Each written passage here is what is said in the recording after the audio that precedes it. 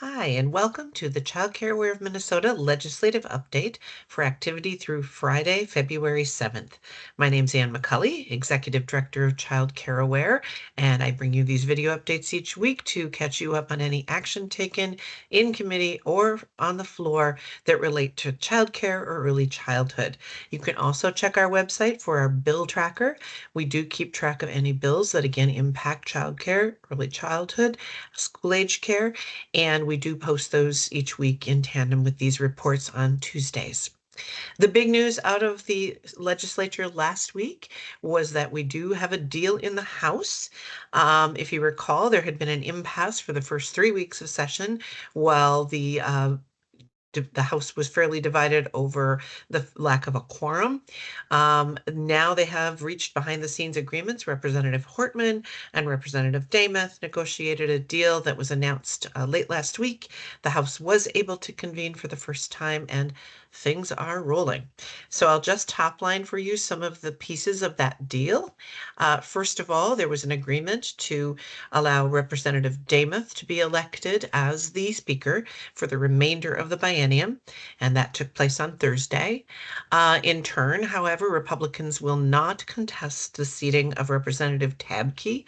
That had been a race I've talked about before on here, where there had been a very close vote upon looking at the vote count and even through a court case, he was deemed the winner. But there had been pressure to potentially not seat him due to some missing ballots.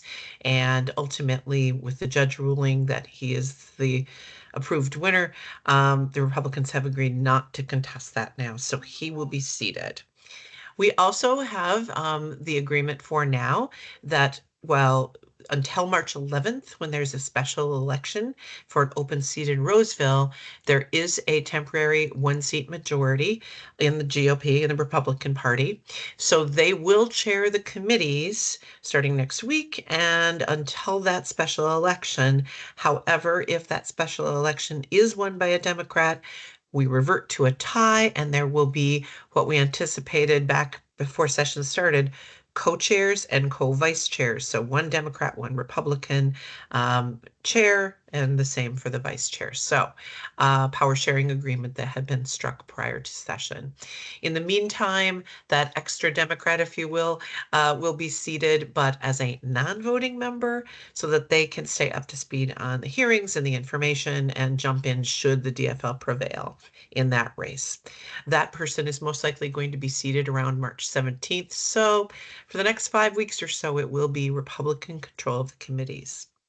The one exception to that, there is a new committee that is looking at fraud and oversight. That will remain the majority Republicans, so a 5 Republican, 3 Democrat seat committee, and they will be having their first meeting right away on Monday, February 10th. So we will keep you posted on anything that might come out of that related to child care. Finally, there have been agreements that when they do get to conference committee time, those will be evenly split, and there will be joint appointments to any boards or commissions. So a true power sharing agreement, as I mentioned. Bills are slowly being reintroduced. The first 25 were dropped on Thursday, and I'm sure we will see that pace pick up this coming week. So all the bills that had first been introduced when the Republicans had held their floor sessions but were deemed invalid are going to probably start showing up along with a lot of Democratic bills. So the bill tracker may get fast here for a while, but we will try to do our best to keep you updated. And again, committee hearings should be ramping up this week. Right now, I do not see any House hearings that affect our issues, but tune in for next week's update. I certainly will track and let you know if anything did take place. In the Senate, we've had the opposite. We've had a return to a one-seat majority in the Democratic side with the seating of Senator Doran Clark. And so Senate chairs have returned to DFL control. So there was a co-chair situation there until last week, and now the DFL senators are chairing those committees. There was one hearing last week in the Senate HHS committee. It was a report on transformation for delivery of human services programs, and basically looking at some of the work they've been doing, particularly around technology and other transformations. In our case, for childcare and early childhood, it focused somewhat on the new licensing hub and the process with that. They did run out of time before they got too far into the programs that are now under the Department of Children, Youth, and Families. So that will be coming up again this week, and I'll be able to tell you a little more about that next week's update.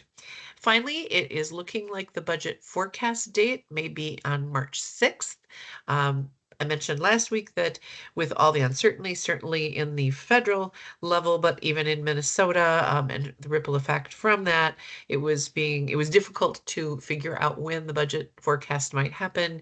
And that is usually the first step toward the legislature introducing their own budgets and the process really getting rolling. So I'll firm that up and let you know next week when that's been set, and also when the deadlines have been set. So the legislature sets a series of deadlines to sort of help winnow out all those bills that I mentioned and really get down to the key issues. And since those were originally set, those are getting renegotiated now with the bit later start on the House side. So again, much more to come, along with some of the legislative breaks that will most likely be set. So not a lot else to say except to, again, be sure to check our website, take a look at our bill tracker, and if you have any issues you think are not showing up on the bill tracker or that you feel I should be talking about in these updates as we go along, please let me know. I'm always happy to make some additions. Doesn't mean we always catch everything, so we rely on all of you out there to let us know as well. So we see you next week. Have a good one. Thanks so much for joining us.